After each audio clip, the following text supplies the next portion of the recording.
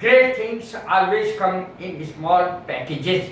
अर्थात जो महान लोग होते हैं वो जरूरी नहीं है कि अमीर घरों में पैदा हों, गरीब घरों में भी महानता पैदा होती है। आज मैं आपके लिए लाया क्या हूँ, बड़े अफसोस की बात है, ये बहुत बुरी बात है, बहुत शर्म की बात है। बेहद और बेहद काम की है ये वीडियो लिखने में, पढ़ने में, स्टूडेंट्स के लिए, आम लोगों के लिए, सभी के लिए।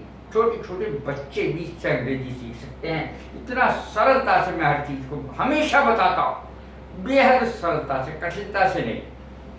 बड़े अफसोस की बात है, it is A pity.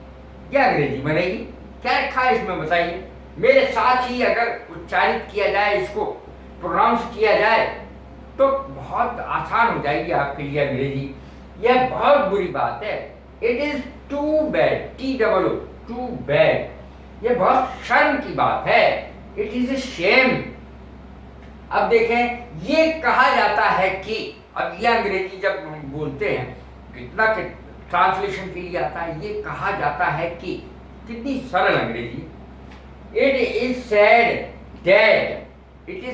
That he is a king, he is a prime minister, he is sick, he is quite well.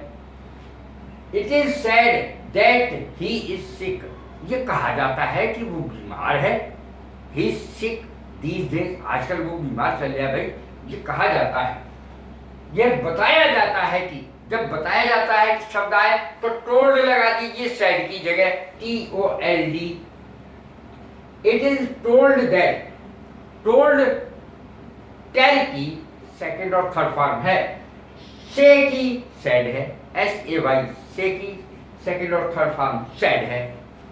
अब देखें, इट इज सैड। अब ये बड़े काम का सेंटेंस है, आजकल बेहद प्रचलित ये वाक्य। इट इज सैड, ये कहा जाता है कि Ambani has been the richest man of the world, कि अंबानी सबसे अमीर आदमी रहे हैं, दुनिया के रहे हैं। It is said that Ambani has been the richest man of the world. Ambani सबसे अमीर आदमी रहे हैं दुनिया के, यानी अब नहीं है, रहे हैं। यह सुना है कि, अब देखें, इट इज हर्ड, हेयर माने सुनना, HEAR, हेयर माने सुनना। इट इज हर्ड, यह सुना जाता है कि, सुना है कि, it is heard that you are a good cook. ये कहा जाता है यार तुम बड़ा अच्छा खाना पकाते हो। She is a good cook, ये कहा जाता है कि वो बहुत बढ़िया खाना बनाती है भाई। It is heard that she is very beautiful, ये कहा जाता है कि वो बहुत ही सुंदर है भाई।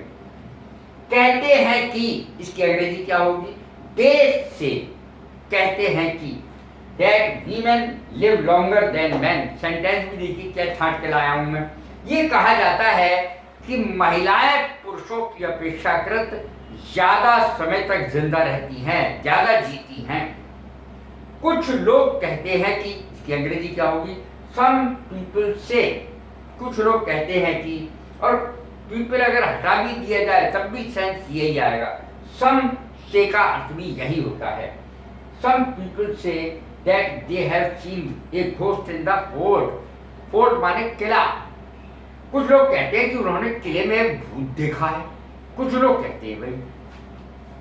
सबको पता है कि, इसकी अंग्रेजी क्या बनेगी, सबको पता है कि, एवरीबडी या एवरीवन नोज, सब कुछ जानता है, that he is no more in the world, कि वो अब दुनिया में जिंदा नहीं है, वो दुनिया में अब नहीं रहा। सब लोगों को पता है, सबको पता है। कैसी लगी ये मेरी वीडियो, लाइक करें, शेयर करें, सब्सक्राइब करें और ब्लेस यू। Thank you.